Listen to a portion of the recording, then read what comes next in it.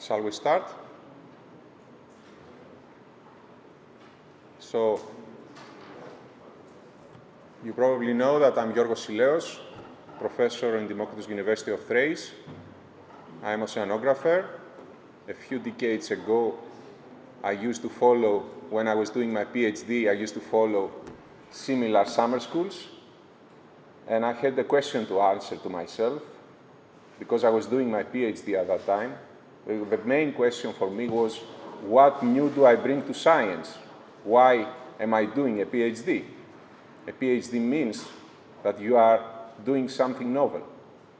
So, right from the beginning, it was clear to me that it is really important to share ideas between young people, between scientists, between professors, and this is how the idea of summer schools was initiated, and we started in Odissea. We organized the first summer school in Kavala, in Karvali, at Akodisma. Then we organized another summer school with Thanasi and Aristotle University at the Alonissos Island. And this is the third one, and we will continue, hopefully, in the years to come. So, my task is to link fisheries to the ocean. And the question is, why do I need to link fisheries to the ocean? Because fish is in the ocean anyway. So, my task today is to prove you that in order to be a good fishery scientist, you need to be a good oceanographer first. And in order to be a good oceanographer, you don't need to be really good, but you have to understand, of course, the physical processes in oceanography. So from my point of view, physics is the basis of understanding the distribution of chemistry, of chemical parameters, biological parameters, and fisheries. So this is what this lecture is about, how physical oceanography and the properties that physical oceanography studies are essential to biological oceanographers, chemical oceanographers, fishery oceanographers, anyone who works, and geological oceanographers, of course, and sees the ocean in a different perspective. So this is where we are based. This is my phone and my email. You may use it for any questions during or after the course. You may like us on Facebook. This is the Lab Ecol ENG, which is the Facebook page of the lab. As you can see, I direct the Lab of Ecological Engineering and Technology in the Department of Environmental Engineering. What we do as a lab, as Thanasis pointed out, we are very good working with data, working with oceanographic, environmental, biogeochemical, climatic, fishery data. We are sort of a data hub, and we are very good in searching for data, finding the data, collecting the data, translating the data. This is what we will show you today, or tomorrow and the next days. We will show you how to find this data, how to search for them, how to collect them, how to transform them. You need to transform the data because at the end of the day, you need to harmonize the data. In order to push them in a database where everything will be blended in a common database, you need to somehow transform them in order to make them harmonized, standardized. And there are standards in data science which oblige scientists to follow these standards. So whenever you go for field work in the sea, or whenever you collect data from satellite or any model, you need, at the end of the day, to standardize your data. Why we need to standardize them? Because there is a new principle now in data science and in oceanography which calls for open, freely available, easily accessible data. And in order to make our data accessible to everyone, we need to follow common standards so that everyone reports his, her data under common rules. So standardization of data is essential, any type of data. And this is what we do, and we do it well. This is why we are partners in research projects. Now, we need to think that data are numbers. But data are not only numbers. We are also very good in analyzing texts. Imagine that someone uses Twitter or Facebook and posts a new species that you found in the sea. So this is a source of information. This is data for us. It's very important to have the tools to scan social media, to scan any citizen science databases, and be able to extract any information on any species of interest. So data are not only numbers, they can be texts, they can be images. Someone takes an image, takes a photo of a species, of an organism, somewhere. This is important information for any data scientist. So today, we live in the era of big data. We live in the era of big, freely available, easily accessible data of any kind. Not only numbers, texts, images, photographs, anything should be blended in a common format, in a common database, in a standardized manner. Okay? Any questions? Can be, or perhaps later on. So, just to give you an idea what we do, we work in inland waters, in inland systems, surface systems, lakes, rivers. For a few years, we were responsible for the monitoring of the region of East Macedonia and Thrace, all the water, all the aquatic systems, for the framework of the WFD, which is the Water Framework Directive. It's an important legislation of the European Union, which requires from all member states to collect data, again, certain parameters analyzed, collected, and pushed in common databases in a standardized way.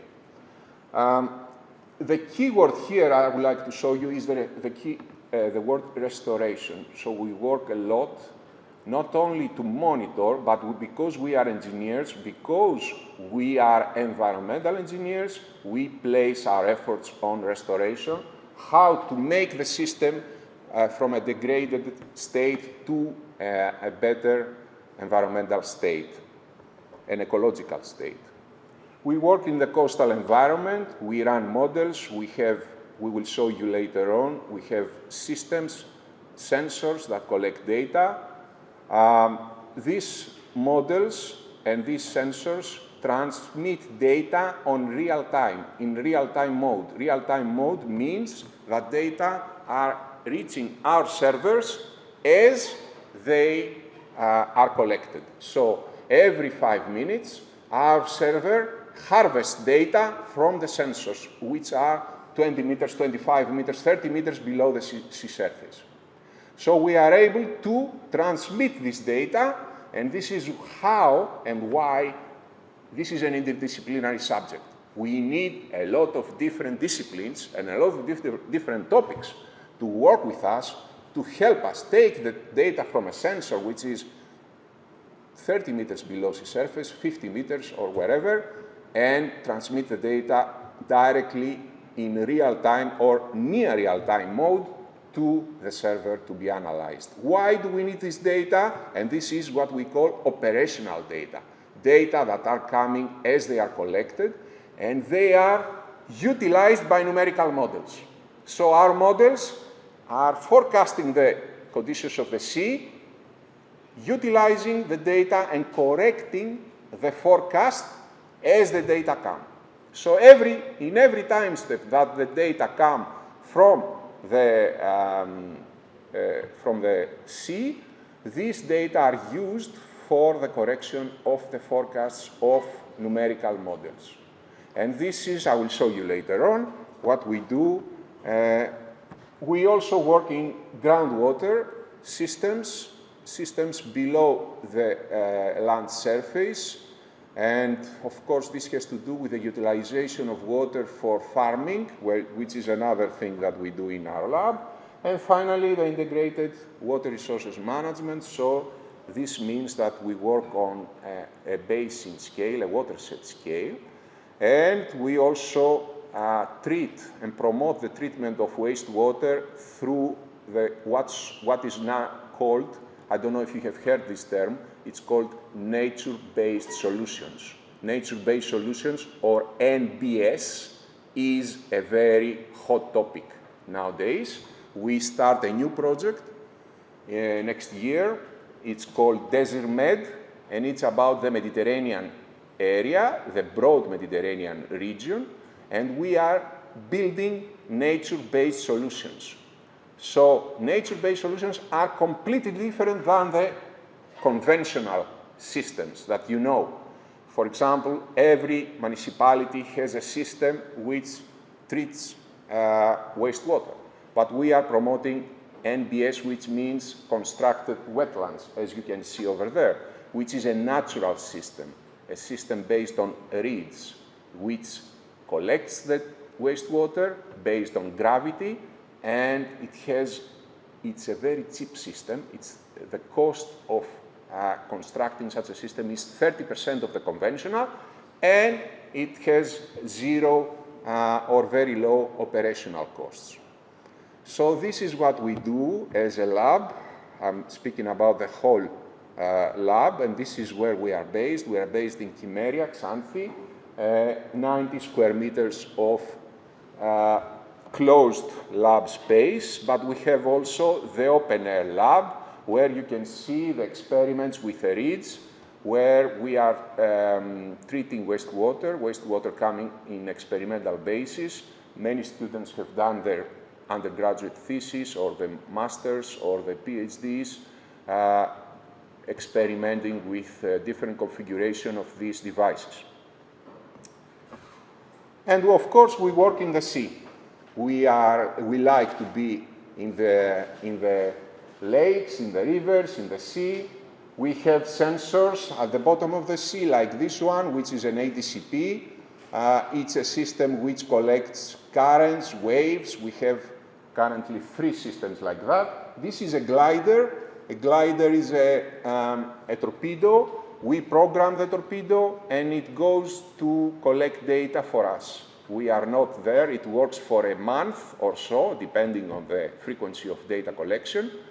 So we collect physical, chemical, biological parameters through this torpedo. It's full of sensors. We can take you to the lab. It's, in fact, here in FRI. We collaborate with the people of FRI to use this torpedo. This is, as I will tell you, it is a French system, and it goes up to 1,000 meters depth.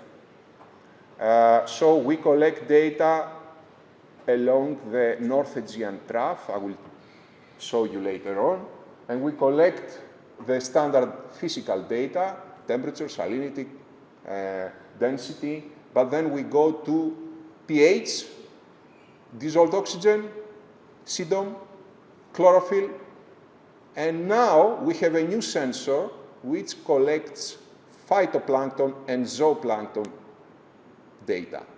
So it takes photographs of any areas, of any layers which are enriched in phyto and zooplankton. And this is going to be used, this is used for the first time in the Mediterranean Sea. It's a specially designed camera, and we are going to analyze this data in terms of abundance and diversity.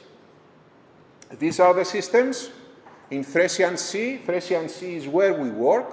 As you can see, this is a surface system which is located in a mussel farm. It collects data on temperature, salinity, chlorophyll, turbidity, and dissolved oxygen. These are the bottom systems which have a surface buoy.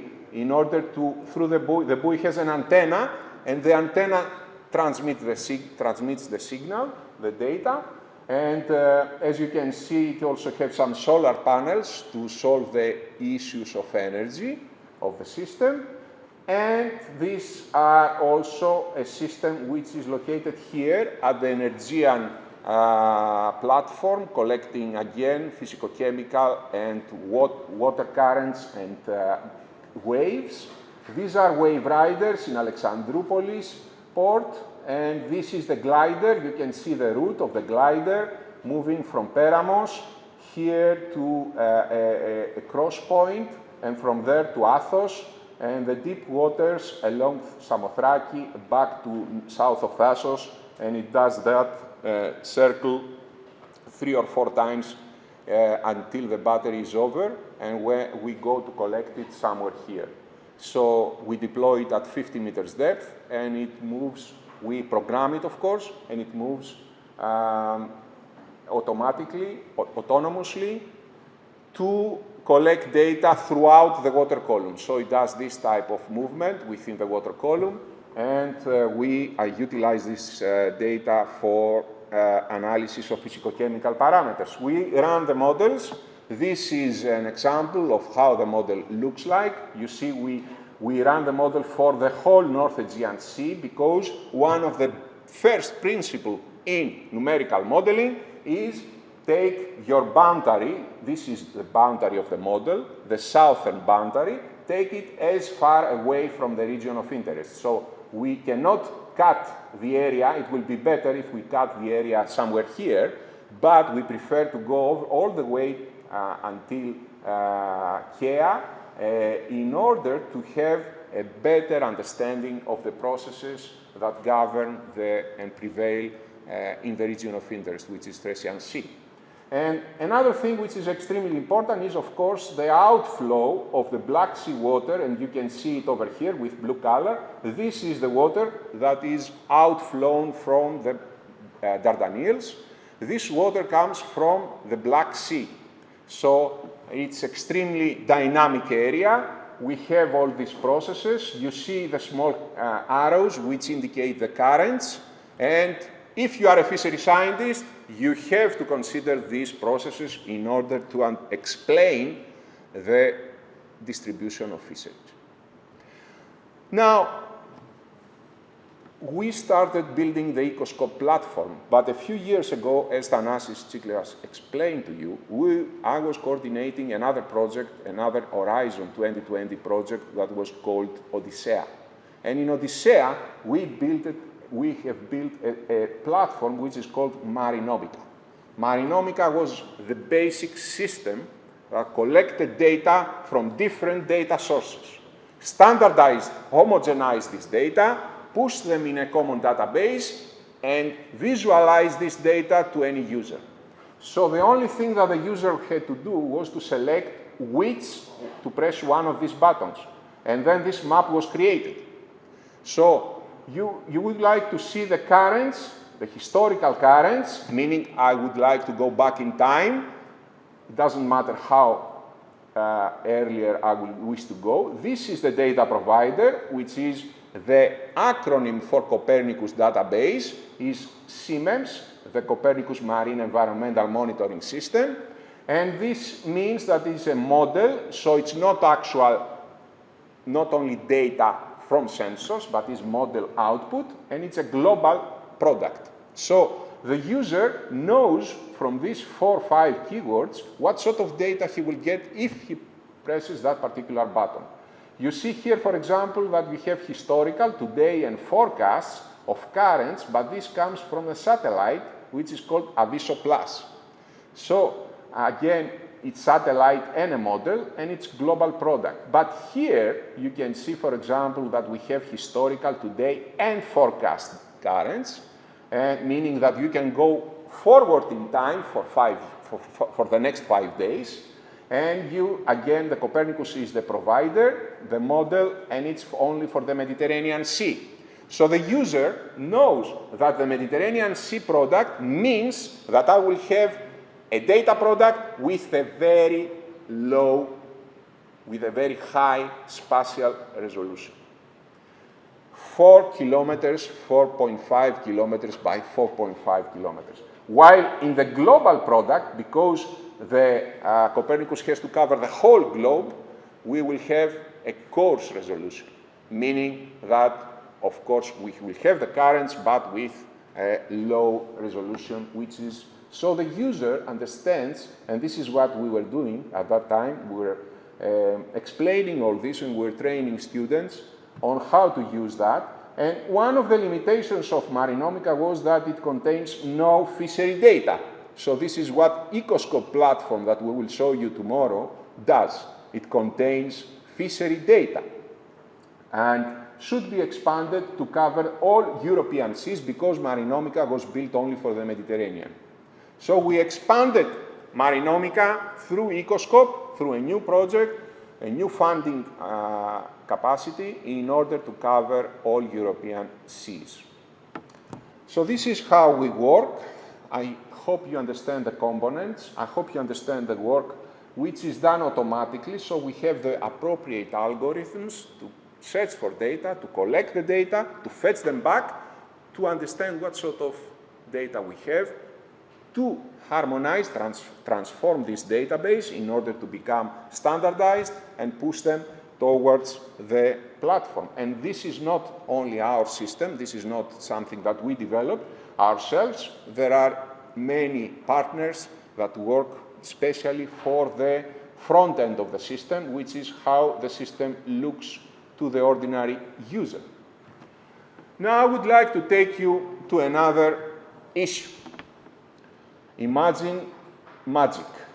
Imagine that we are able, with some kind of magic capacities, to take the water from the ocean and look what is inside. And look the fish distribution in the ocean.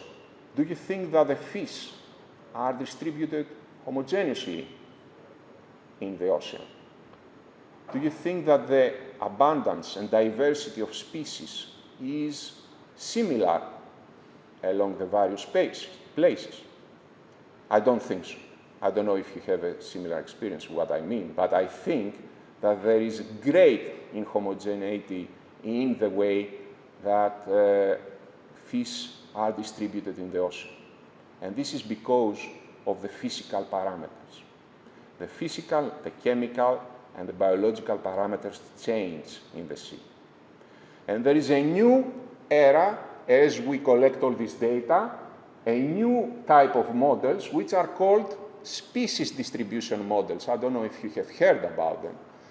They are, we use the term SDM, and we have the marine species distribution models. And what these models do, they take all these databases we have available from different data providers, and they blend them, and they push them in a common database where we are able to use machine learning models, AI models, AI is artificial intelligence models, in order to understand the preference of each fish species. Which conditions of temperature, salinity, chlorophyll, pH, dissolved oxygen, a fish species like? So, based on this, using all these tools, we are able really to collect all these layers of information and push them. You know, we have all this environmental data, and we blend them in a common system where we apply this species distribution model in order to predict and to understand the parameters which affect the distribution of a species. And this is the most modern part of science in fisheries and in oceanography today. So if you want to do something novel, perhaps you have to think whether you would like to apply something like that. And if you go to a fish database like FishBase, FishBase is the biggest fishery database of the world, as Thanasis Tsikliras explained. You will find there that there is a data set called Aquamaps. I don't know if you know Aquamaps. Aquamaps is a data set which gives us the probability of occurrence of a species in a certain grid cell. So as you can see, I don't know if you can see these red small buttons over here, these small dots. Can you see them? Okay. So these red dots indicate the locations where we know the probability of occurrence of each particular species. And this is, the upper is for Engraulus engrassicolus, which is anchovy, as I know, because I worked here for 7 years, so I know a few things about fisheries. And Sardina pilcardus, the pelagic, of course, this is sardine. And you can see that we have data about the probability of occurrence, and you know the probability is a number which ranges between 0, no probability at all, and 1, full probability, certainty. This means for sure this species will be there. So there is, of course, intermediate numbers which indicate high probability, low probability, medium probability. So we took all this data and we went back to Marinomica. And in Marinomica, we have all the database ready to be used. The database which give us an understanding of temperature, salinity, chlorophyll, pH, dissolved oxygen, nutrients. Plenty of data, plenty of different parameters, and we tried to apply a series of machine learning models to see whether we are able to forecast the probability of occurrence of this species in the gaps. You see, there are here many gaps. We don't know how anchovy is distributed or how sardine. And here you can see the parameters we used. As you can see, these are physicochemical parameters: temperature, salinity, dissolved oxygen, the currents, the chlorophyll, photic depth, Secchi disk, which is, of course, what we call turbidity, wave height, nitrate, phosphite, distance to the coast, distance to major rivers, bathymetry, and the occurrence of Posidonia oceanica as habitats of the substrate. So we took all this, and you can see the spatial resolution, and we used 2 depths, the surface and the bottom, and we blended everything with the distribution of fish, the probability of occurrence of fish. And this model, and this you can see here, the number of different algorithms we tested, these are algorithms of machine learning. So different, if you go to someone who is a data scientist, will tell you, for machine learning we have, I don't know how many, of course there is more, a lot more today. Every day new algorithms are added, and every day we can use different tools to expand these models.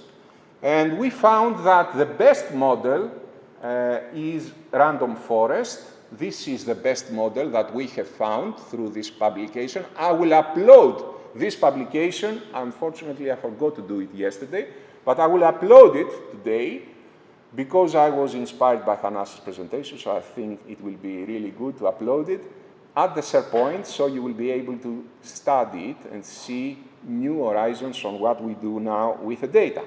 So this is what we call graphical workflow on how the data were analyzed. You see the probability of occurrence of Engraulus and engrassicolus over here. You see the gaps. You see how coarse the data are distributed. These are the grid cells, and we developed these tables over here. 87,000 lines, 48 columns. So all this is the table, the database that we used. We used Python to do that. Then we applied another modern technique, which is called feature engineering. Feature engineering is a technique by which you are able to test which parameters affect mostly the distribution of your dependent parameter. The dependent parameter is the probability of occurrence.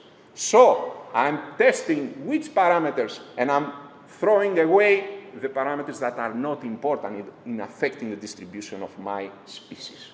So by feature engineering, we were able to minimize the table. So now we have 729 of 6,830. We transformed the table, and we were able to perform a feature selection, which parameters are the most important. So the table was minimized again, and then we trained the algorithm, which was able to predict, and this is now the final distribution of occurrence of anchovy. So you see, we started from here and we finished here. So now we filled in all the data gaps, and we have a refined understanding of how anchovy is distributed in the sea. And this, of course, is a static model. So it says, on average terms, this is how anchovy is distributed. But imagine, and this is something that I would like to do in the future, I didn't have the time to do it. Imagine that, of course, as you know, temperature changes, dissolved oxygen changes, nitrate changes, everything changes in terms of the drivers. So if I go over here, all these parameters change in time. So if I have the model, I can change the input of the model on a daily basis and make these maps available as probability of occurrence on a daily basis. I don't know if you follow, right? So, again, I'm showing you what sort of research is currently at the forefront of science in terms of analysis and blending of data from different data sources in order to be able to extract the distribution of fish. And the same, you can see this here, the habitat mapping. This is the publication that I was telling you. It's in Applied Science. It's an open access publication. And you see with red colors the distribution which is very close to 1, and with the blue colors the distribution which is very close to 0. And this explains or gives us an understanding of the distribution of fish in the Mediterranean Sea as a function of driving parameters, the driving features that I explained. So I will now jump again to the main objective of my presentation, which is why we are here. We are here because we work in Thracian Sea for many years. I think I work in the Thracian Sea for 25 to 30 years now. It's a natural lab. I'm very lucky that I'm here. I'm based in Kavala, and I work in Xanthi. So we have all these lagoons in Nestos Delta. We have lagoons here in Vistonis. We have lagoons here in the Evros Delta. We have the deltaic systems of the rivers. We have the rivers themselves. We have the estuaries. We have the semi-enclosed gulfs, as you can see here. And we have a very wide continental shelf. So the 50 meters isobath is, as you can see, up to 40 kilometers away from the coastline. This is the the widest and the broadest continental shelf in the Mediterranean Sea. Why we have this wide continental shelf? Because we have three main rivers. We have Strimon, we have Nestos, we have Evros, which were carrying a serious amount of suspended matter, of sediments, and they formulated this very shallow continental shelf. And after the continental shelf, we have these very deep zones, as you can see here, which is known as North Aegean Trough. It's an area where the depths go up to 1,450 meters. So we have here the Athos Basin that we studied with the use of the glider, and we have all this area over here, again with the glider, these deeper waters, which are waters, imagine now, 1,450 meters, means that there is always the case we are running out of oxygen. So at the deeper basins, not only in the Mediterranean, but anywhere in the world, we are very worried about the distribution of oxygen. What is happening at these depths? If the ocean dies, it will die from the bottom to the surface. So deep basins are unknown environments for us. And this is why gliders or systems like these are extremely important in studying the processes, the distributions of parameters like dissolved oxygen. The same applies in acidity, pH. What happens in the change of pH in these deeper basins? Because I don't know, since you are biologists, you should know. There is a process I will speak about a bit later, which is called biological pumping, which takes the CO2 from the atmosphere and pushes down to the deeper ocean, the deep layers of the ocean. Without this process, we will have 50 times higher CO2 concentration in the atmosphere. And of course, the planet will be a different environment. Now, biological pumping, I will explain if you don't know about it, is an extremely important process. And this CO2, which is pumped to the bottom layers, changes the pH of these layers. And what sort of change it makes these layers more acid. So it decreases pH. See, this is what we see. We are very worried about the decrease of pH and the decrease of dissolved oxygen. This is an environment of particular importance. What you see over here, these are the surface patterns of the currents in the North Aegean Sea. You see, we have these flows, which are more like, they look like linear flows. We will call them jet flows today. And we have these circulatory flows, which are called eddies. So in the ocean, in order to understand the fisheries, we need to see where we have eddies and where we have jet flows. Without this, we will not be able to interpret our data, to understand, to extract the information, to know better the insights of data. So, I have selected 3 images from our models. This is the model that I showed you earlier, and you can see in this image, in this figure, for example, the distribution of salinity. This is highly saline water with red color, and with blue you see what we call brackish water. Brackish water is water with less salinity, lower salinity. Why? Because we have this outflow of this Black Sea water from the Dardanelles. Why we have lower salinity in the Black Sea water? Because Black Sea water is the water which is coming from the Black Sea, and mostly the water of the Danube. You know Danube? Danube is the biggest river in Europe. So this river outflows the fresh water together with Dnieper, together with Don, and this fresh water is increases the level in the Black Sea. There is a change, there is a difference in sea level between the Black Sea and the Aegean Sea. So the Black Sea is higher a few centimeters from the North Aegean, and there is a gravitational flow, which means that gravity is responsible for the outflow of this water from the Bosporus, the Marmara Sea, and the Dardanelles. So gravity pushes this water in Thracian Sea. And when this water exits the Dardanelles Straits, it forms this jet flow. So if you see these lines with black lines, indicate that we have very high currents. Currents are extremely high, of the order of 1 meter per second.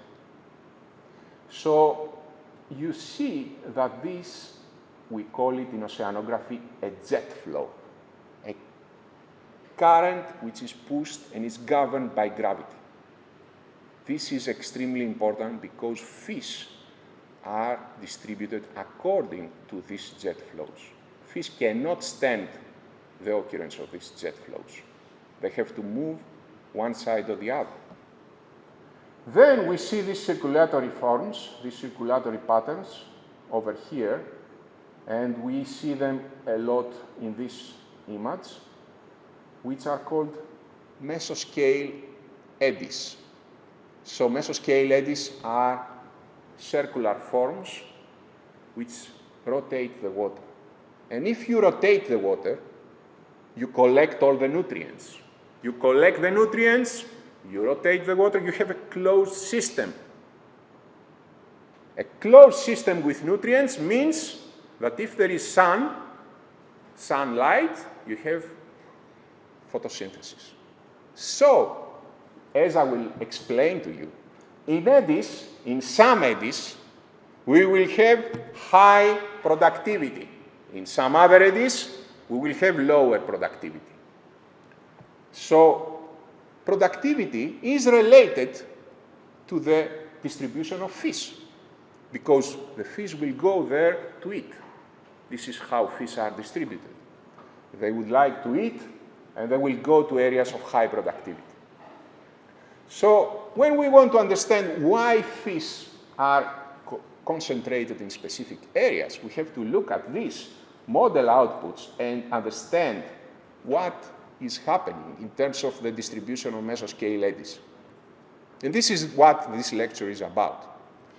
So this is the paper I was referring to. I have uploaded this publication. It's in the SharePoint. You may find it. I will ask you a few questions, and there is a report that you have to submit at the SharePoint at the end of this course. So by now, we can identify this jet flow. We can identify these eddies over here. And we have also another pattern, which is extremely important. We have this red water mass, which is of high salinity, and we have this water mass, which is of relatively low salinity. So this is because two water masses are in the same area with different characteristics. These water masses have different characteristics, but they are covering the same area. They want to, one is pushing the other. So what we can see, and we will speak about today, is this line, and this line is called frontal line. So we have the fronts, the jets, turbulent jets, and the mesoscale eddies. And these three patterns, surface patterns, govern the pelagic fish distribution, pelagic and mesopelagic, in the ocean. So you cannot study fisheries without understanding these physical patterns.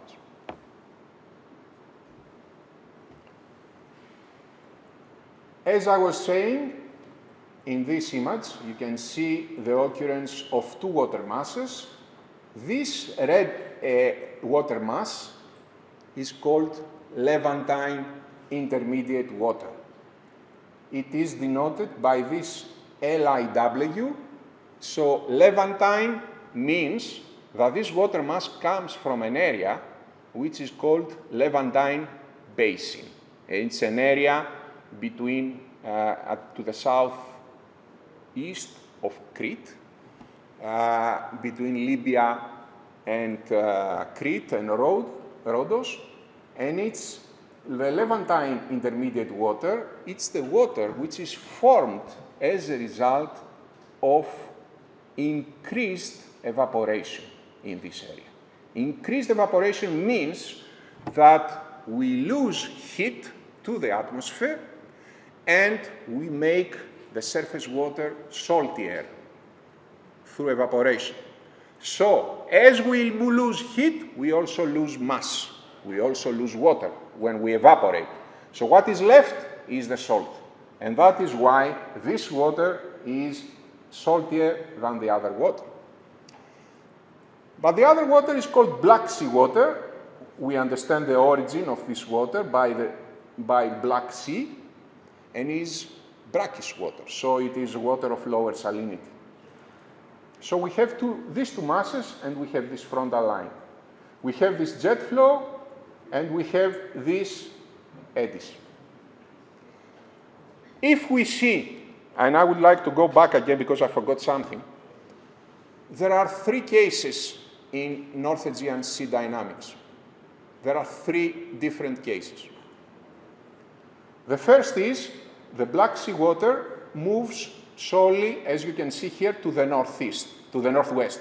So it moves and it deviates, deflects its water mass to the north of Limnos. So it goes all the way and it covers the Thracian Sea.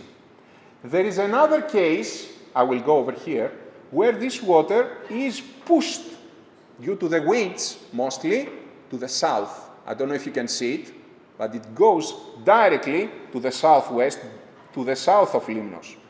So these are two extreme cases. One, it goes to the south of Limnos, this is Limnos Island, and the other, this Black Sea water is pushed to the north.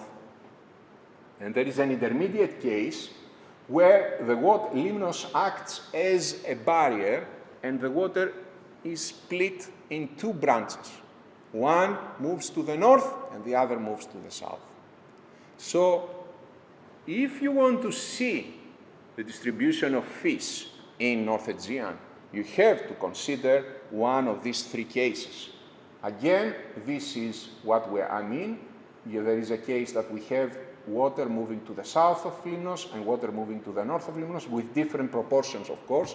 They change according to the winds, according to the discharge, according to different parameters affecting the dynamics of the area.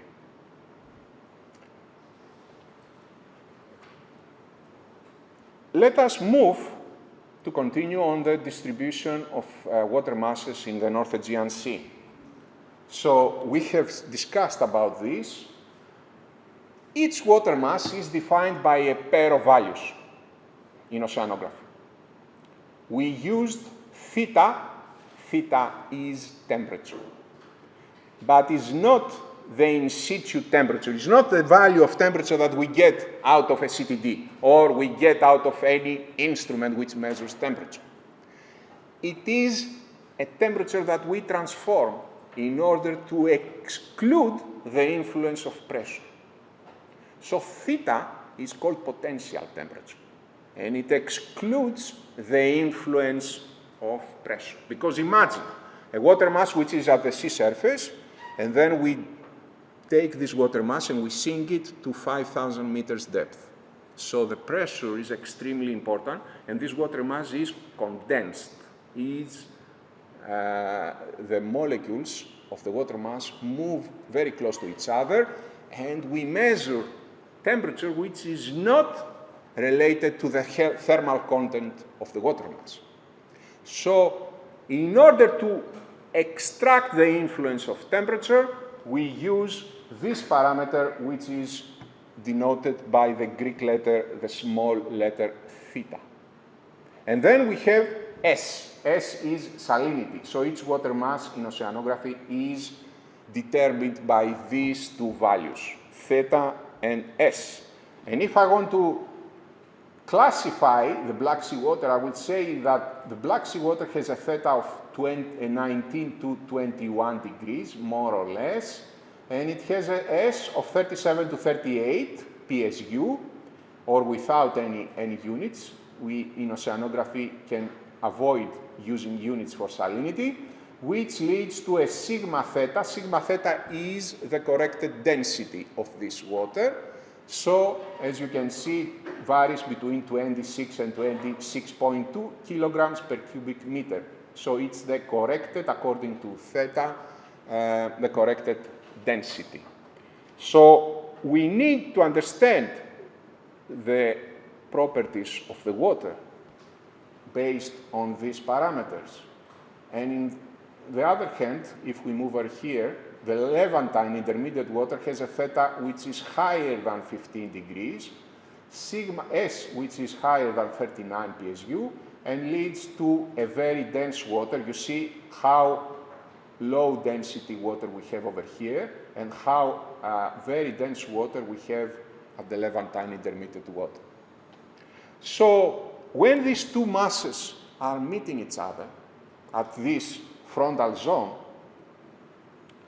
there is only one option. The denser will move below the lighter. So when you go to do any sampling in this area over here, at the surface you will find a layer of 40 meters thickness, 40 meters depth, which is the Black Sea water. But below these 40 meters, you will meet the Levantine intermediate water. Okay, why? Because it's denser. So when two water masses meet, always the denser will go below the fresher. Let us see again, examine again the patterns, the hydrographic patterns which determine North Aegean Sea dynamics. As we said, we are now able to identify the frontal zone between Black Sea and Levantine intermediate water, which is over here. The jet flow, which is outflown from the Black Sea, from the Dardanelles, and the mesoscale eddies, which are rotational flows with diameter of the order of 100 kilometers. This is the definition of a mesoscale eddy. So water is moving around, and there is a diameter of 100 kilometers, 150, 200, doesn't matter. This is the order of magnitude. It's not a diameter of 5 kilometers, of 2 kilometers. This is not a mesoscale eddy. We are speaking about this type of eddies of 100 kilometers.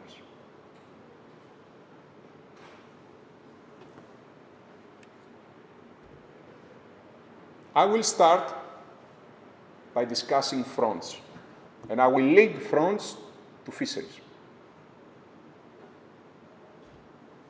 So what are fronts?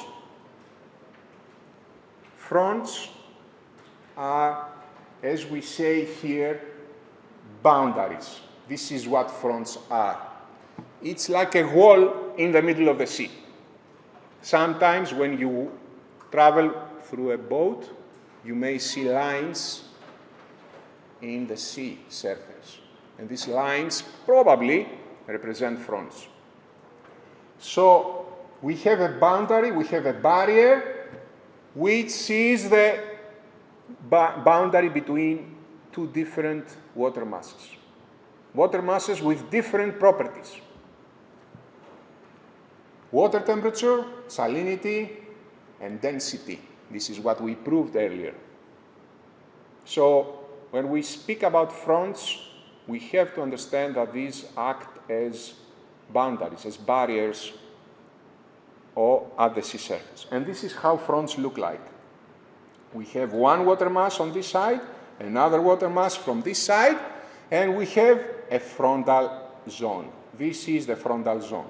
You see it?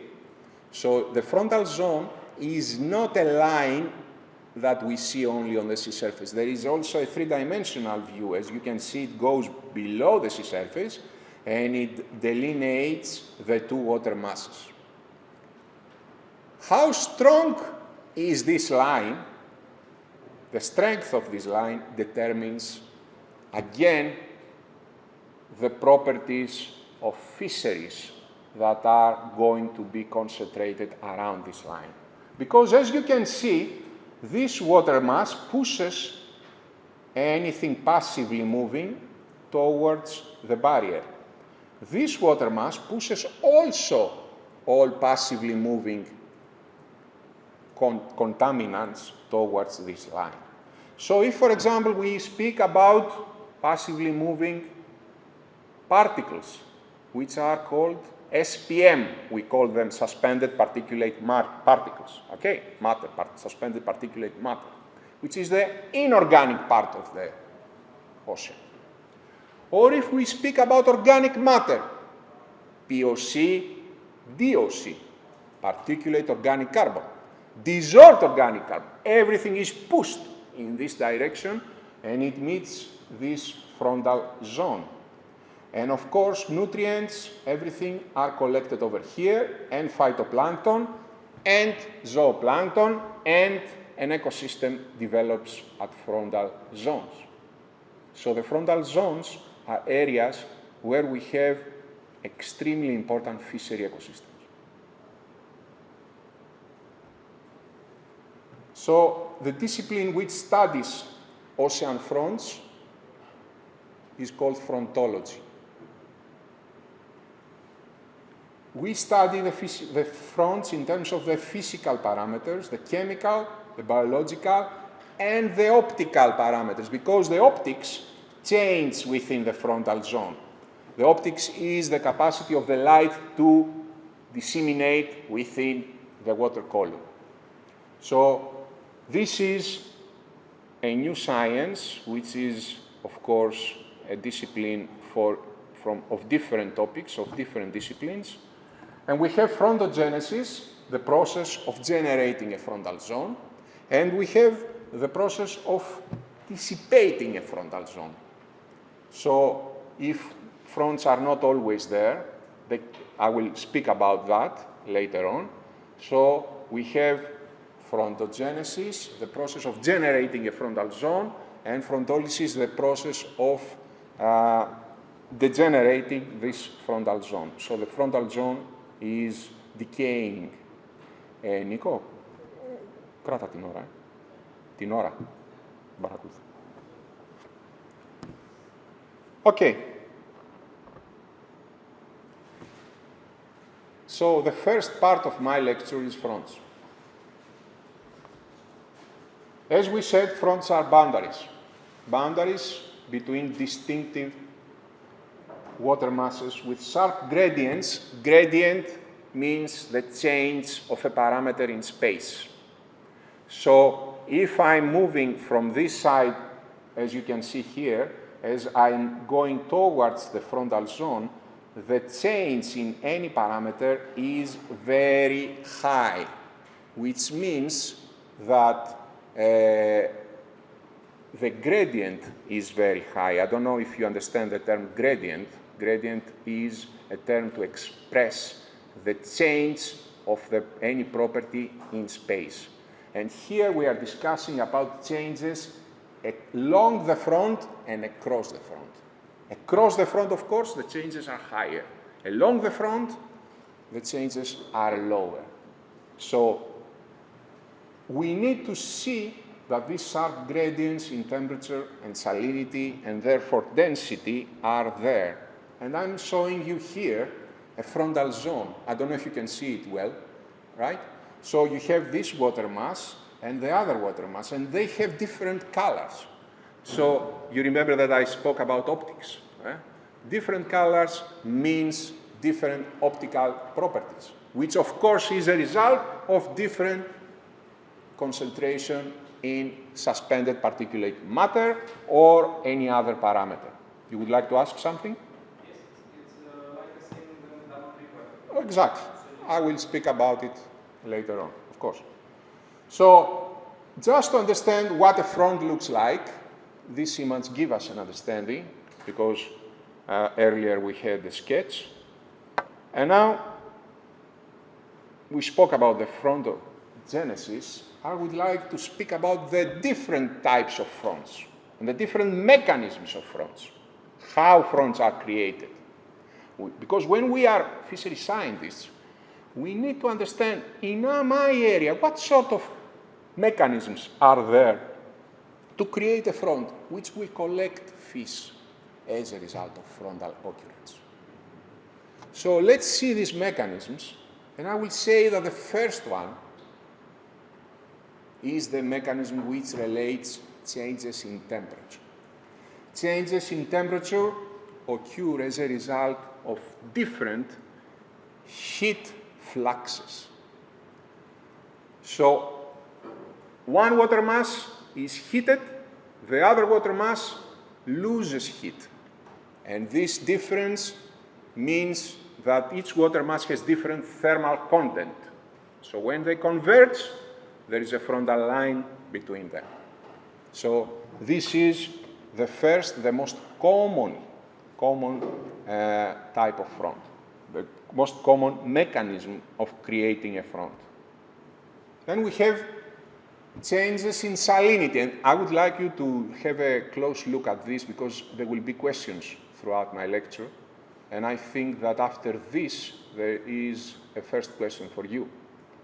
So, salinity changes, again, we have changes in salinity, and we said that salinity is a property, especially at the sea surface, which is related to evaporation and precipitation. One water mass comes from an area which is close to the Mediterranean, so it is an area of high evaporation. The other water mass comes from an area which we have, in which we have high precipitation.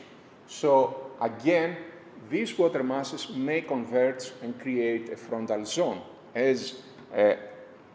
but the mechanism is, the property which changes is salinity. Then we may have different water masses which converge as a result of currents.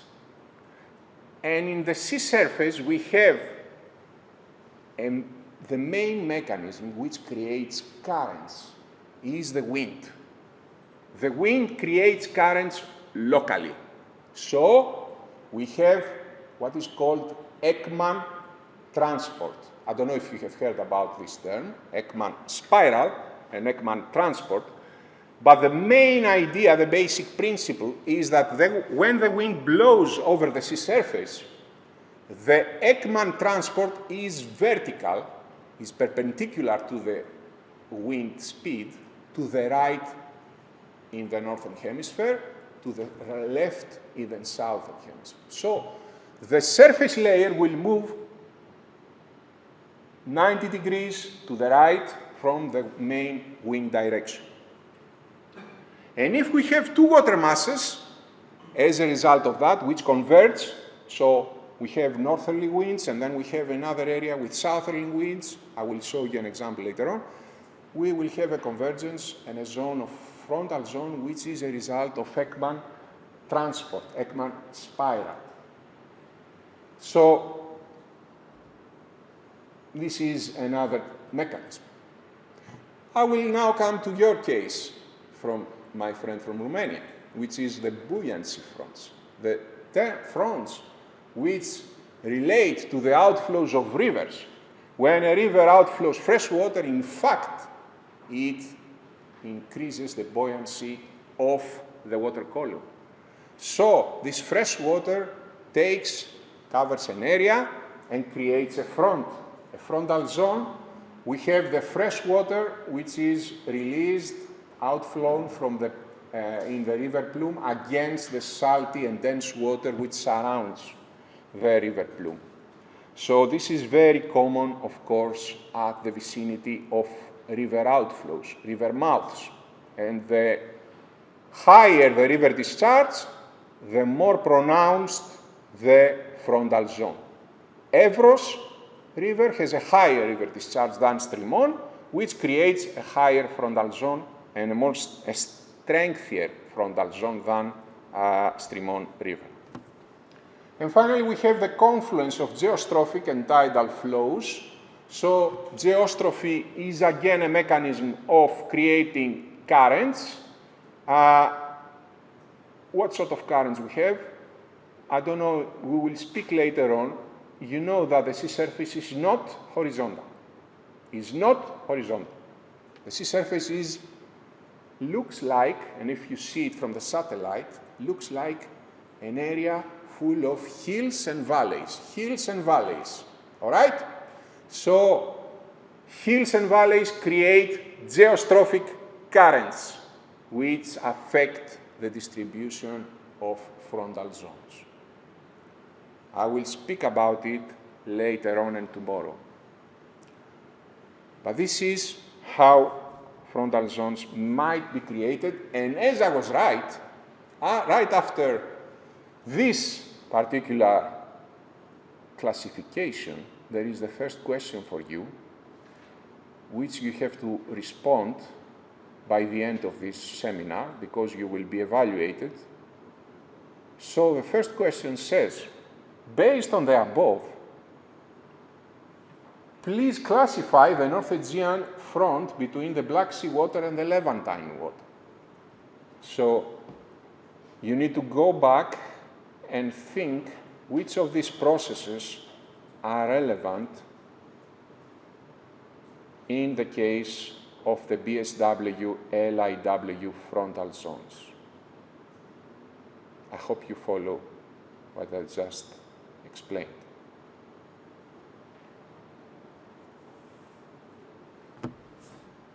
Πόση ώρα έχω, Νίκο? 45.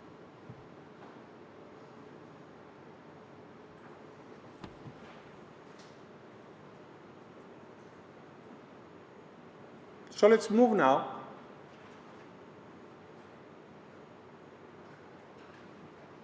to discuss the fronts and to explain, to give some examples of this process. Because I don't want you to go away without understanding the mechanisms responsible for the occurrence of ocean fronts. So I will give you some examples. And the first case, the first ocean front type was fronts occurring as a result of changes in water temperature. Here we are in Japan, in the Sea of Japan. This is an example which says that this area is very close to the equator, so it's heated. So as we move away from the equator, we have cooler water. So there is a frontal zone which is more or less always there, because we have in the equator, we have always warmer water, while when you go to the subtropical zone, you will find colder water. So this is an example of fronts which are determined by changes in surface heating. This is a large-scale front, of course. This is a planetary front, which covers and runs all the oceans, not only, of course, the Sea of Japan. But the occurrence of this front is not always stable. The frontal zone moves back and forth as a result of this heating, cooling difference.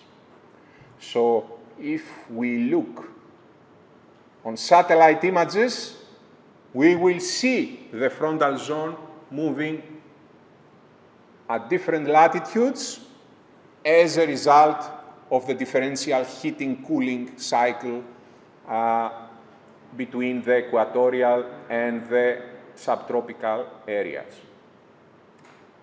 I believe this is a good example to give you an understanding of how fronts operate. And because this is a large-scale system, we need to see that in large-scale systems, we have an Earth which rotates on a daily basis, continuously. So the Earth rotates around its axis, and this creates a force which is called Coriolis. Coriolis is a force which is always there because the Earth rotates. And Coriolis is a force which is zero at the equator, and it increases its strength as we move towards the poles. So the frontal properties are determined and are modified as a result of Coriolis force. And this means that the frontal zone has the capacity to create eddies. At the vicinity of the front, it's very easy to create these rotational flows due to the impact of Coriolis. So, this is the first case. I will give you another example. So, we have frontal zones as a result of convergence of surface currents. So, water masses are moving from one to the other direction, as you can see here. We saw this earlier. So, water masses are pushed to different directions and they converge in this particular area. And when they converge, there is only one way they can go, these water masses. They can only sink. They cannot go upwards, of course. So they can only sink. So whenever there is convergence, there is always downwelling. Downwelling is a process by which the water properties from the sea surface are moving towards the deeper layers. And of course, this downwelling affects not only the pelagic fish distribution, but also the mesopelagic fish distribution. And perhaps the benthic. So, convergence collects nutrients, collects phytoplankton, zooplankton, particulate matter, collects heavy metals. If you go over here and take a sample and do this heavy metal analysis, trace metal content analysis, you will see very high values.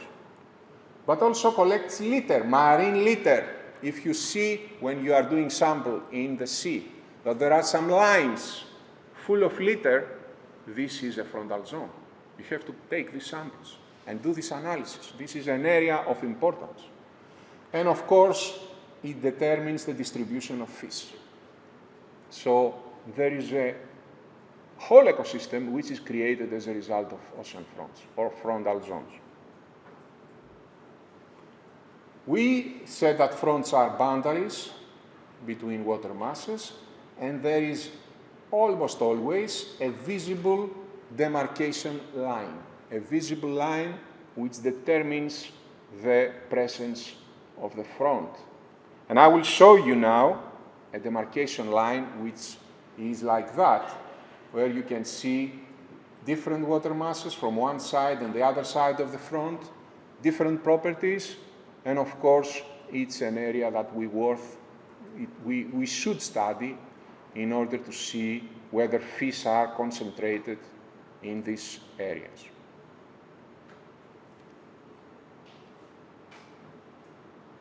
Similarly, this is another demarcation line. Do you see this? We have litter. You can see this. It's full of debris, right, at the sea surface, and it goes kilometers away, and it's as a result of the convergence of water masses with different properties. Again, we have to think of the three-dimensional distribution of properties. It's not only the sea surface, what happens beneath the sea surface. So fronts accumulate detritus. Detritus is the dead organic matter. They accumulate foam, they accumulate timber, and they create a food web from phytoplankton, zooplankton, all the trophic layers. To mollusks, fish, birds. Birds are concentrated here as well. Dolphins, whales, and finally, fishermen goes there to fish. So, a fisherman in Norway, in order to decide which is the area that he will go for fishing, before he exits the port, always looks at the satellite image to see the distribution of water masses, to see where the ocean fronts are. The same happens in Japan. They always look at the satellite images because the satellite image gives us a large-scale overview of the distribution of temperature and chlorophyll, which are the main properties that change at sharp gradients in areas of frontal zones.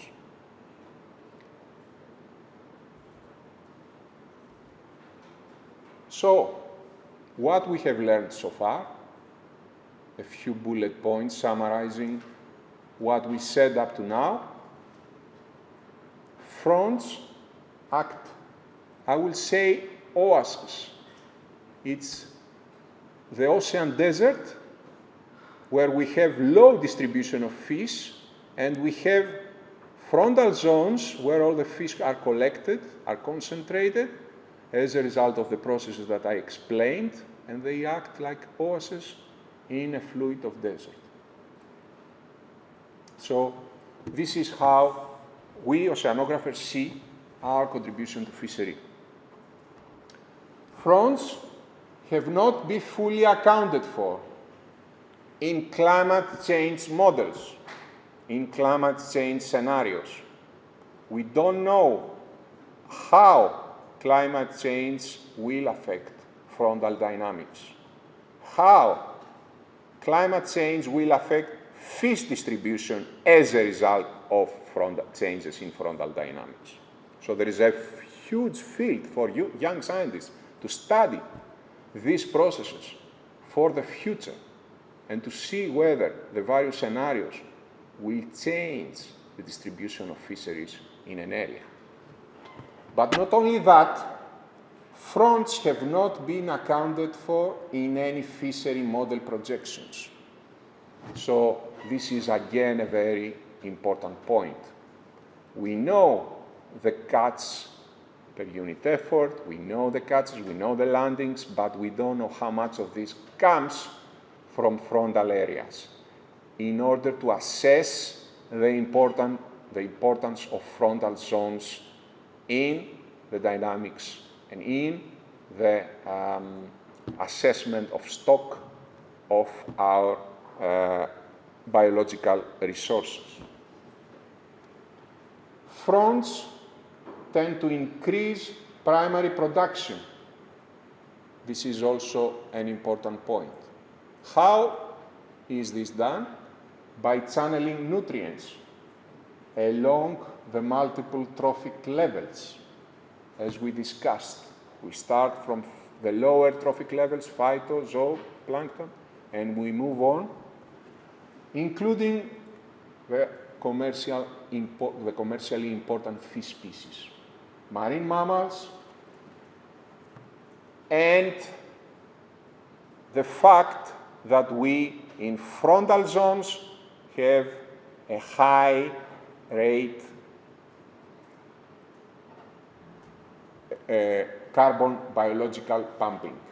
So we, at ocean fronts, as we create an ecosystem, as we transform inorganic CO2 into organic carbon, we are in fact contributing to the biological pumping and to the transfer of CO2 from the atmosphere to the deeper layers of the ocean. So, again, all these processes have never been studied and have never been assessed.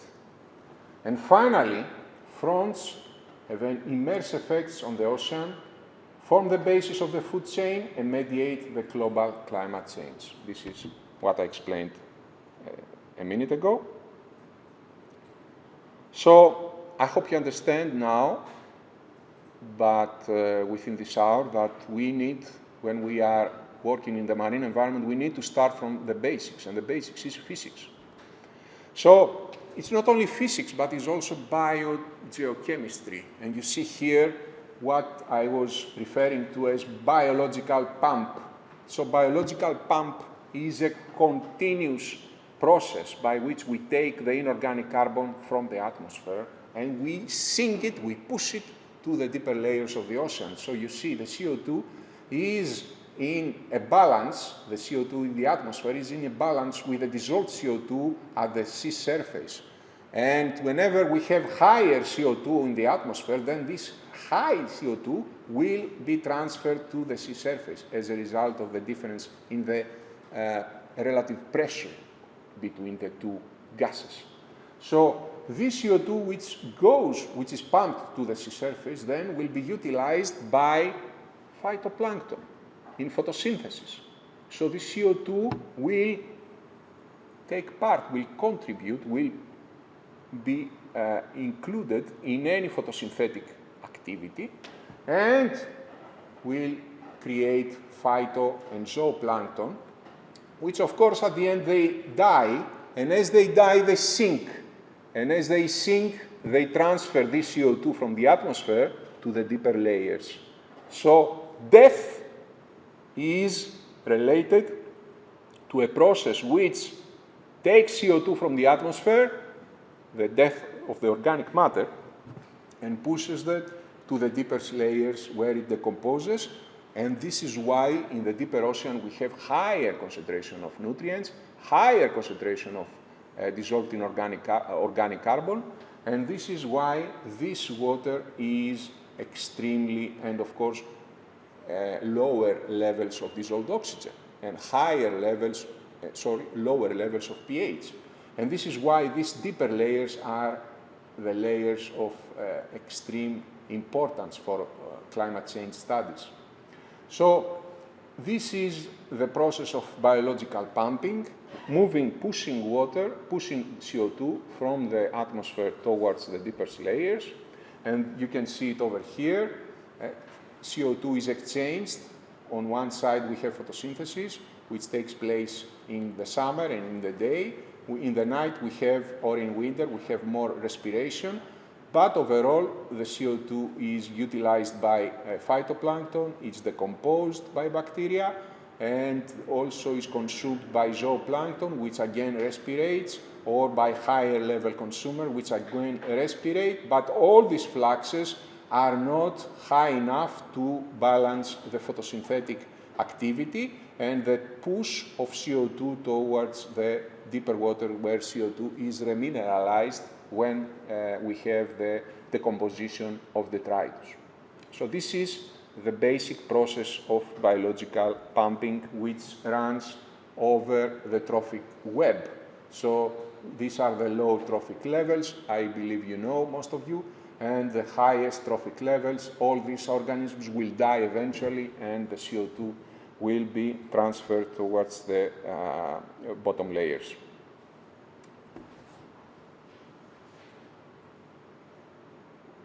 When we discuss about fronts, we need to think that there are always fishermen who would like to have the maximum yield.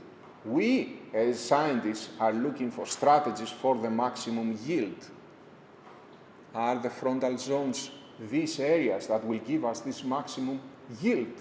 So, as I said earlier, the fishermen in Japan or in Norway or in the United States or in Canada, they look at the satellite images to see the location of ocean fronts as regions of intense biological activity. So they are pushing towards strategies of maximum yield. On the other hand, we have the survival strategies of fish, which are trying to find ways to use the front as an area of, for recruitment or an area for reproduction because it's enriched in nutrients, it's enriched for all the necessary food that the food web is needed, and there is a response on fisheries on the spatial and temporal scales of the front.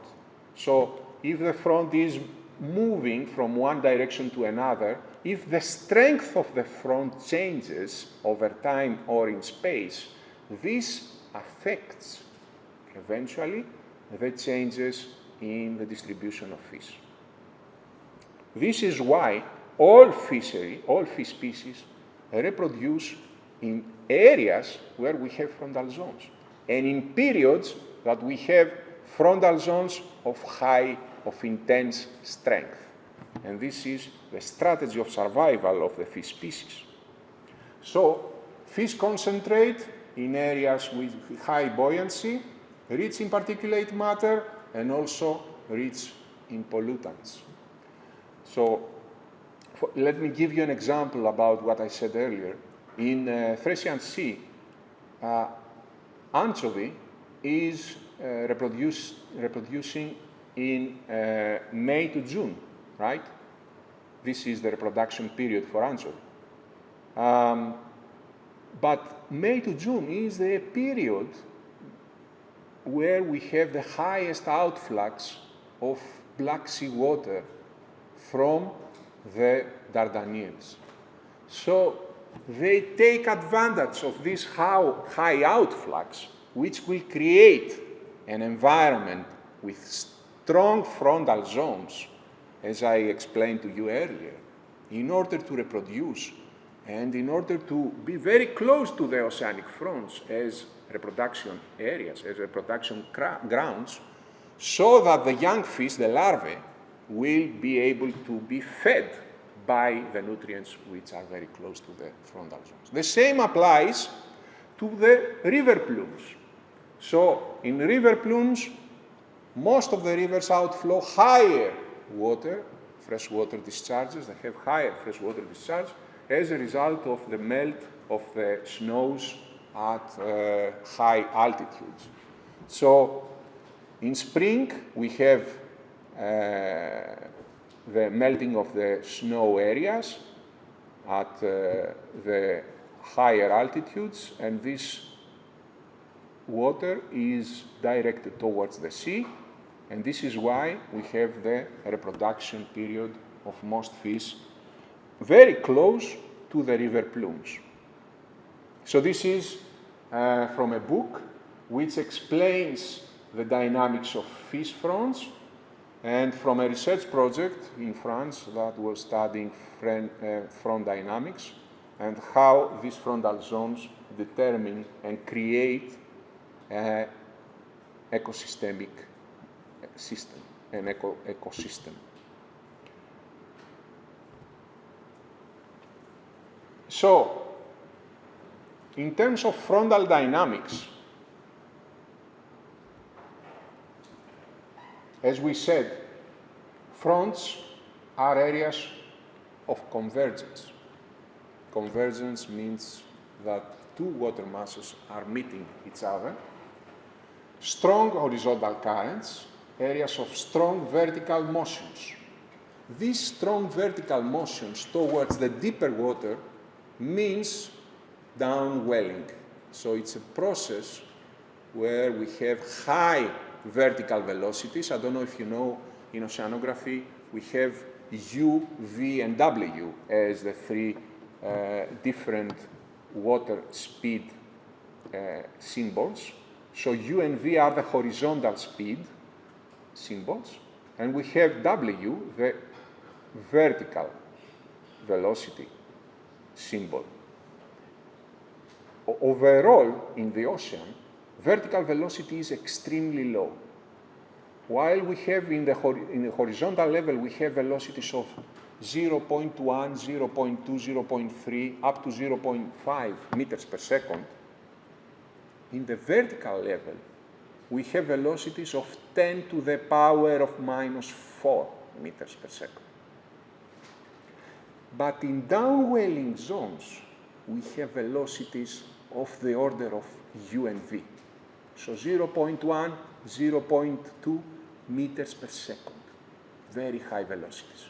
Sinking with high rates, all the properties to deeper layers. Okay?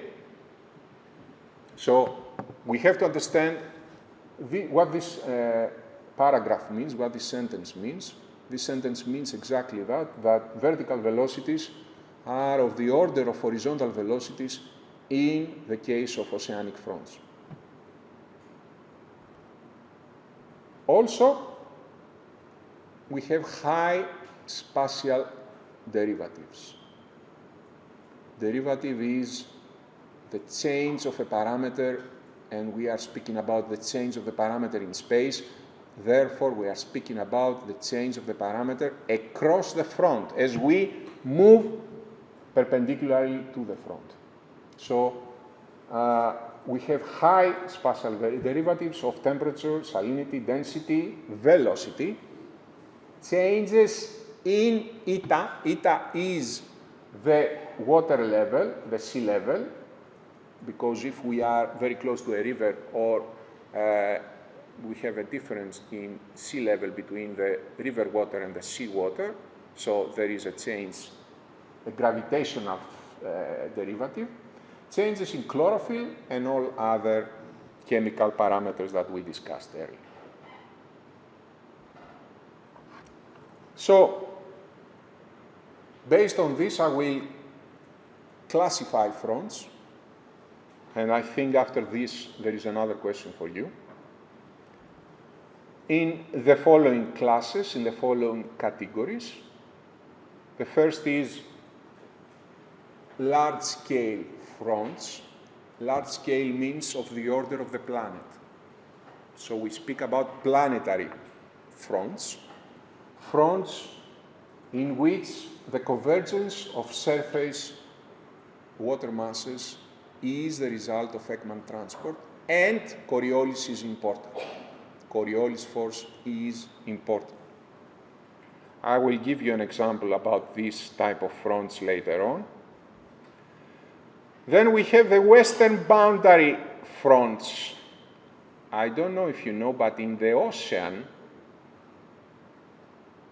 in the Atlantic, in the Pacific, the western boundary, the western part of each ocean, we have the most intense currents. You know, all of you, the Gulf Stream or the Kuroshio. These are currents which we call western boundary currents. And these currents are pushing a water mass from the equator towards the polar zones.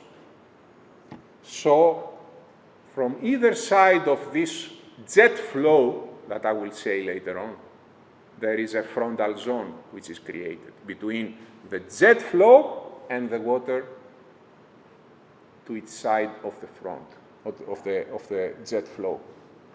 I will show you an example on the Gulf Stream or on the Kuroshio. This is western boundary currents fronts. Self-break fronts, very close to the continental shelf, we have shallow waters and deeper waters. It's very easy to have, especially in the summer, to have stratified and well-mixed water columns, which of course create an environment where two water masses of different heat content are very close to each other.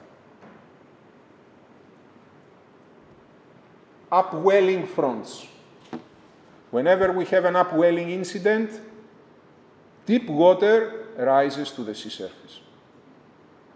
This deep water is colder, so we have cold water surrounded by warmer water. So there is a frontal zone appearing. This is what we call upwelling front, as a result of a physical process called upwelling. Plume fronts are the fronts affected by the outflow of river water, fresh water. A good example is the Amazon, Columbia River, Hudson River. They have been studied extensively, many publications about the influence of this plume water on the fisheries and the biological environment in the area. And finally, the shallow sea fronts, again in the continental shelf, as a result of the wind is a process, as we will say tomorrow, is a process of mixing. It mixes the water column, the wind. The wind transfers turbulence to the water column. So the wind is a process of turbulence introduction in the water column from the sea surface towards the bottom. The tide, on the other hand, is again a mixing process. The tide introduces turbulence from the sea bottom towards the sea surface. So we have two different mixing mechanisms, and we will be able to see frontal zones created as a result of well-mixed layers and layers which are stratified. I will show you some examples right now. So these are the different the frontal categories, classes. And I will now give you some examples. This is the case of the planetary frontal zones. We have, you know, on a planetary scale, we have winds blowing from certain directions at certain areas constantly. These are creating the Langmuir cells. I don't know if you know this term. It's the constant, large-scale meteorologic prevalence. So we have here, for example, an area where we have strong southwesterly winds. And here another area where we have strong northeasterly winds. So what we said earlier is that whenever the wind is blowing from one direction, in the northern hemisphere, the sea surface is moving perpendicular to this direction. So you see it's moving to the right side in the northern hemisphere, to the left side in the southern hemisphere. So here, this wind creates a current which moves to this direction. This wind creates another current which moves to this direction, and this is a convergence zone. So there is a frontal zone over there as a result of this process. So this is a process creating large-scale fronts. We can see this at, as I said, planetary scale of the convergence of surface Ekman transports, again, as a result of the constant meteorological influence on the sea surface. This is the case of the western boundary currents. This is the Gulf Stream. As we said, the Gulf Stream is a jet. Jet means the sea surface is higher than the surrounding water. It's significantly higher. So there is a jet which moves from the tropical area, from the equator, to the polar zone. And there is water from this side of the jet and water from this side. So there is a front here and another front here. So fisheries are taking account these frontal zones. So this is why, again, the satellite images give us a better understanding of the dynamics of these western currents, the western boundary currents, and these western boundary currents determine, again, the ecosystemic dynamics.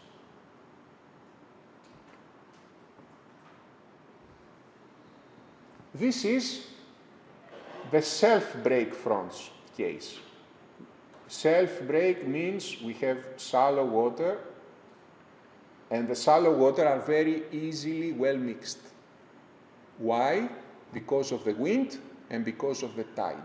The wind acts, mixes the water column from the sea surface towards the bottom, the tide from the bottom towards the sea surface. So if we have a combined effect of a wind and a tide, then the self area will be easily well mixed. How do I know that this is well mixed? Because I see these isothermal lines, which are almost vertical. Here, I see that the water mass is at deeper waters, and we have a stratified water column. So here we have a water column where we have differences in the water properties, difference in the thermal content, And this is a case where we have a frontal zone as a self-break front created from the boundary between the self and the slope waters. Especially in the winter when we have high speed winds, it's very easy to mix this and to cool it while this water mass, the thermal content here, is distributed over a deeper layer, and this creates a well-mixed to stratified water column, which creates a frontal zone. And here you see, sorry, I will speak a bit about the upwelling front, which is a very interesting case. Upwelling front, as I said, is the front which is created when upwelling is happening. So deep water, which is cold water, enriched in nutrients. Why? Because all the organic matter has been disintegrated, and this disintegration at the sea bottom, with the help of bacteria, of course, creates a layer of high nutrients, high organic carbon. And when we have an upwelling event, this cold water, which is full of nutrients, is pushed to the sea surface. Which is the mechanism of upwelling? I don't know if you know this mechanism. The main mechanism is, again, the wind. So the wind, look at here, we are in California. This is the coastal zone of California. We have a wind which is northerly wind, so it pushes air mass from the north to the south. And as we said, in the northern hemisphere, the wind pushes the currents, the sea surface, to the right of its course, of its direction. So the surface water is moving away from land, is pushed away from the coastal zone. What will happen a few days later is, if the wind prevails, is that this colder water will come to take the place of the water which was pushed away from the land. Where this cold water will come from? From deeper layers. So it's an upwelling process. An upwelling process is a process created by the wind in coastal regions when the sea surface is moving far away from the coastline. And again, this is a very nicely bounded frontal zone. You can see it over here. So this frontal zone means that deeper water, colder water, enriched in nutrients, move upwards and, with the help of light, give us photosynthesis. Photosynthesis, primary production, and all the rest, all the food web. So you see how important it is to study satellite images and to spot areas and periods that we have upwelling events. So fisheries are determined by these frontal upwelling events. Rivers, we spoke about the plumes, the freshwater plume. This is the freshwater. As we move towards the sea, this water is changing gradually into brackish water due to the mixing. You see these arrows here. The arrows mean that there is a mixing between the seawater and the fresh water. So there is a zone of brackish water. But there is also this gradient that we see here, which again attracts fish. Fish like this difference between fresh and salt water. So this is why they give birth, they have these reproduction grounds very close to the plumes, because the young larvae, the young and the juvenile, will have the opportunity really to find an environment which is enriched in nutrients. The same applies here, where we have these sea fronts at the shallow zones. Again, shallow zone is well mixed, the deeper zone is stratified. We have processes, thermal stratification and mixing as a result of wind and tide. And this is a series of satellite images. It is a series of satellite images that we collected within Odyssea. On the left-hand side, we have sea surface temperature from a model for the North Aegean Sea. This model is called HICOM. So these are the distribution of surface temperature as a result of a numerical model which is corrected based on satellite images. On the right-hand side, we have the distribution of chlorophyll from Copernicus satellite images. When you study an image, a raw image, you will see that in a raw image you will have clouds. Perhaps 90% of your image is cloudy, so you cannot really easily understand what happens. That is why we have algorithms that take the images and fill them with data. This is what we call spatiotemporal gap filling. We published a paper in remote sensing lately on this. But this is not an image as you probably think, because we don't have any cloudy effects here. We have filled all the gaps, and you see the distribution of chlorophyll, which is higher over here or over here, and you see you have to think which is the mechanism and what type of fronts we can see based on the previous classification that I explained to you in these two columns. You will see this column and you will see these columns, and you will try to see whether these fronts are changing primary production, which is the distribution of chlorophyll, and eventually, of course, primary production stimulates the whole ecosystem and will give us an understanding of the physical processes which are hidden behind this distribution of chlorophyll. So if you are a biological oceanographer, probably you are mostly concerned about that. But I'm sorry, you cannot explain that without this. So you have to see the whole picture. You have to see the distribution of temperature, you have to see the currents, you have to see whether there are jets, eddies, or fronts in order to understand why and how this distribution is shaped. So this is the first. This is another question using the SST. SST is the sea surface temperature, and chlorophyll as tracer. Please classify the fronts seen in columns 1 and 3.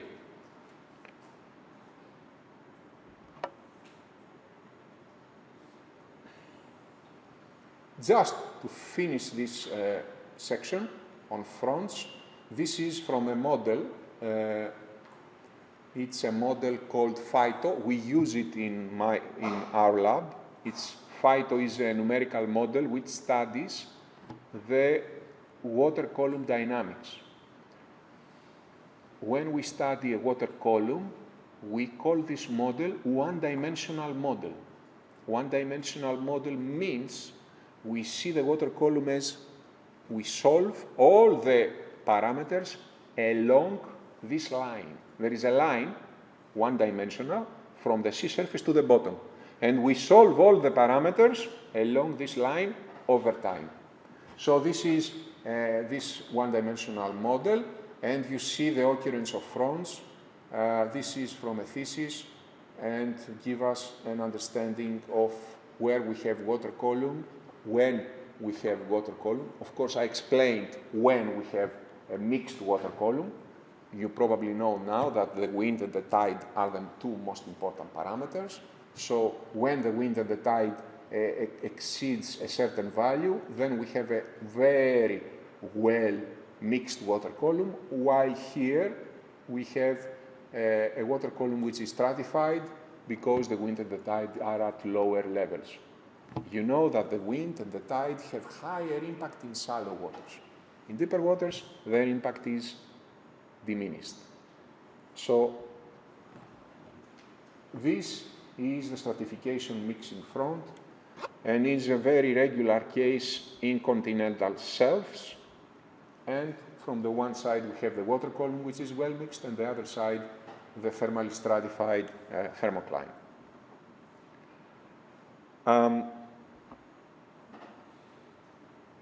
Just before I finish this first part of my lecture, a few things about our work. This is Medic cruise from Alexandroupolis to Chios. We were working with CTD during the summer. I think it was 1998 and 2001. I will show you later on. And there was a frontal zone. So as you can see, we are crossing the frontal zone between the Black Sea water and the Levantine. Now you know what I mean. You know where you will find the Black Sea water and where you will find the Levantine. And here you see the vertical distribution of temperature and the distribution of salinity, not only over the water column, but also along this line. And you can see here is the frontal zone, here is the frontal zone in terms of salinity. This is the Black Sea water, the surface layer in Thracian Sea over here. And just in the area of Lemnos, we have this Levantine water, which is moved below the Black Sea water. So why? Because this is fresher water and this is denser water. So this is a section, a transect, which gives us an understanding of the dynamics. And what I say here is that the horizontal density gradients across the frontal interface appear stronger in 1998. You see that density changes by 0.11 per kilometer and reduces in 2001 when the density changes by 0.05 per kilometer as a result of the winds, which again change the scenery in the two summers. So this is how you can also analyze the Medic data. What we did here is, at that time, in 1999, I was at your age, I think. So yes, I was going for fieldwork in Medic, and at that time we were doing the whole Medic, just one person. So I was one crew and only one team doing the whole Medic. You see that this is the Medic of 1999.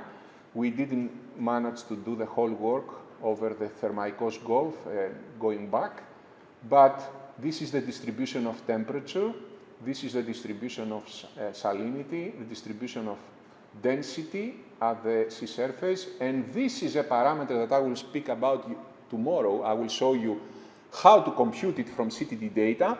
It's called geopotential anomaly. Geopotential anomaly gives us the occurrence of eddies and the sharp interface of fronts. You see the frontal zone here? This is the distribution of geopotential anomaly. So tomorrow I will show you a code in R which will calculate the geopotential anomaly at a CTD profile. So whenever you have a CTD profile or many CTD profiles, you will be able to make this type of maps based on which you will be able to detect the frontal zones when you are at sea and to correlate the Medic data with the CTD data, the distribution of fisheries as it is called by the holes of Medic, with the distribution of the CTD data at different locations of the North Aegean Sea. This is 1998. I don't know how many of you were born there. And this is another year, I think it's 2001. And again, the Levantine, this is here, the Levantine to Black Sea waterfront. Now it is found a bit northern from Limnos. And you see here where the main eddy occurs. This is again the distribution of geopotential anomaly. Now, if you look at this parameter, it is denoted by delta phi in international literature. And there is always these numbers which show which part of the water column we integrate, because we need to make an integration of the CTD profile. So it says here 0 to 40 meters. So we integrate from the sea surface until 40 meters in order to get the geopotential anomaly for the first 40 meters, which is the 40 meters of the Black Sea water distribution. So this is the parameter that I used in one publication, which is uploaded in the SharePoint.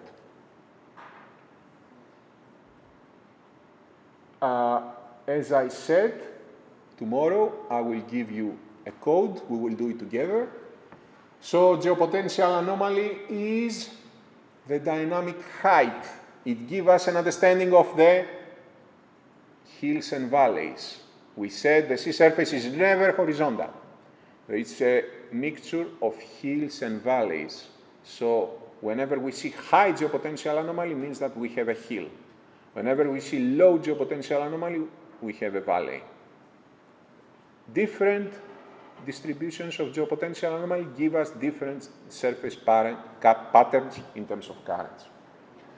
So, as you can see, what geopotential anomaly is, it represents the ability of a water column to rise its level against gravity. This is what, so it's a hill which rises the sea surface against gravity. So, in relation to a reference datum, in relation to a reference level. This is a parameter, a physical oceanographic parameter, which explains the distribution of fish. So the geopotential anomaly is computed, or dynamic height is computed by the distribution of density. And, as I said, we used CTD profiles to calculate this parameter. Let's have a break. Huh? How about that?